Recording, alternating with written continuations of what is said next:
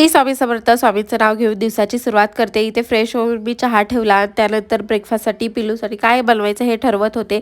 तर टोमॅटोचं सूप बनवायचं ठरवलं, कारण तिला सर्दीसुद्धा झाली आहे. गरमागरम पिऊ तिला बरं वाटावं म्हणून मी हे ठरवलं. हे पहिल्यांदाच करत होते, माहीत नाही ती पिल का नाही.